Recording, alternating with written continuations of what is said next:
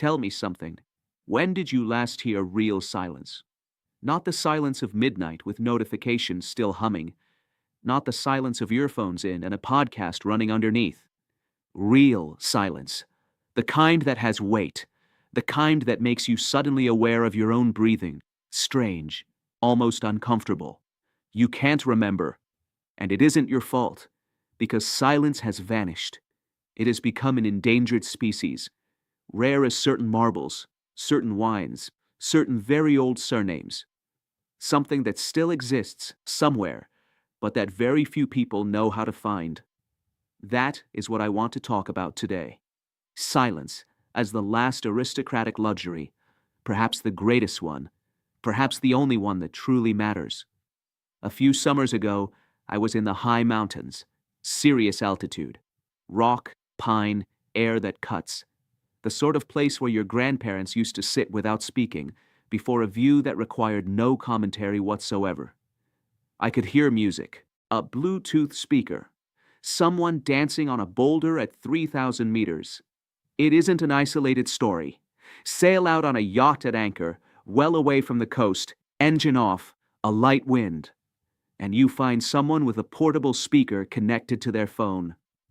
Walk into a fine restaurant, ambient music at a volume that makes conversation impossible. Walk through a wood. Along come the runners with their speakers clipped to their vests and their motivational playlists.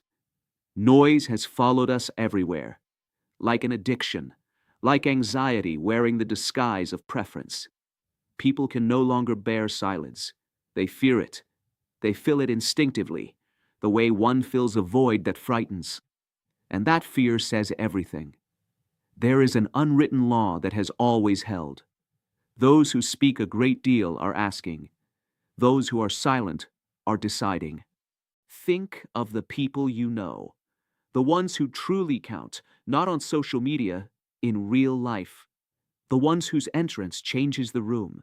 The ones whose single word is worth 10 of yours. They speak little. They choose their words the way one chooses where to place one's feet on difficult ground. They do not tell their story to everyone. They do not explain their choices. They do not justify their absences. Silence for them is not embarrassment. It is bearing.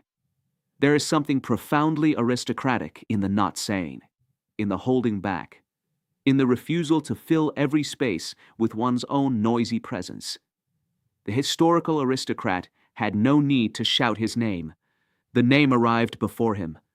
Discretion was part of the style. Reserve was not coldness, it was measure. It was the outward form of an inner wealth that required no advertising. Today, that measure has become revolutionary.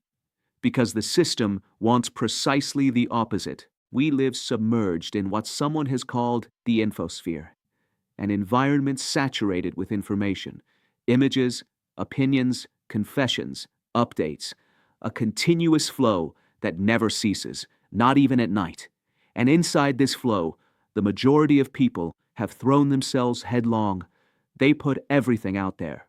Breakfast, the journey, the thought, the grief, the joy, the child, the sunset, the political opinion, the diet, the romantic crisis, a total nakedness, continuous, tireless.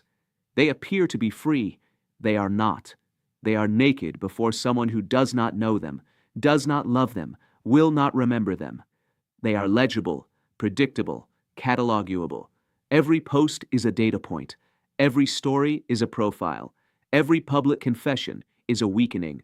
Real power, the kind that is not debated, the kind that has no need of demonstration, lives outside this logic entirely. It is not there. It does not post. It does not comment. It is elsewhere, at a dinner that is never photographed, in a conversation that never becomes content, in a life that has no need of an audience in order to be real.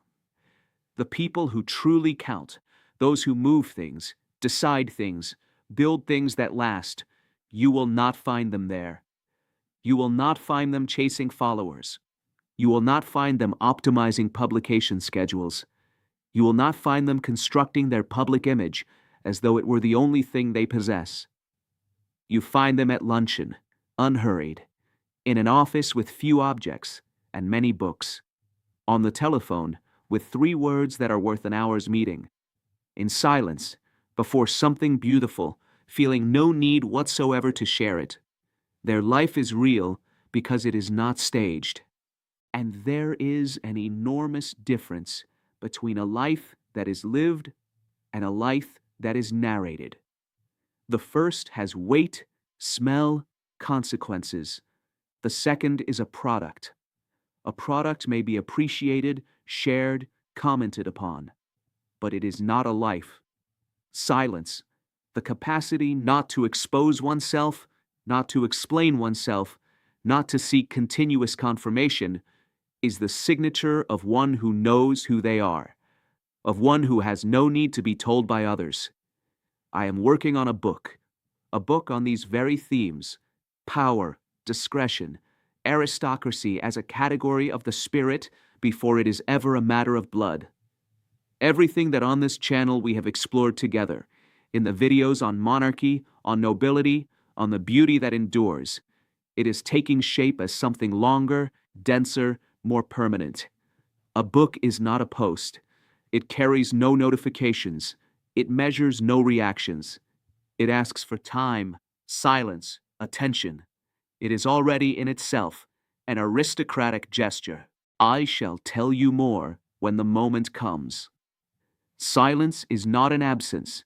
It is a choice. The choice not to fill every void with noise. The choice not to translate every experience into content. The choice to have a life that requires no validation from someone you do not know, through a screen that by tomorrow will have forgotten everything. It is difficult, because everything around us pushes in precisely the opposite direction. But those who manage it, who truly manage to hold their tongue, to withdraw, to keep, carry within them something that no amount of noise can ever purchase. They carry the true form of themselves,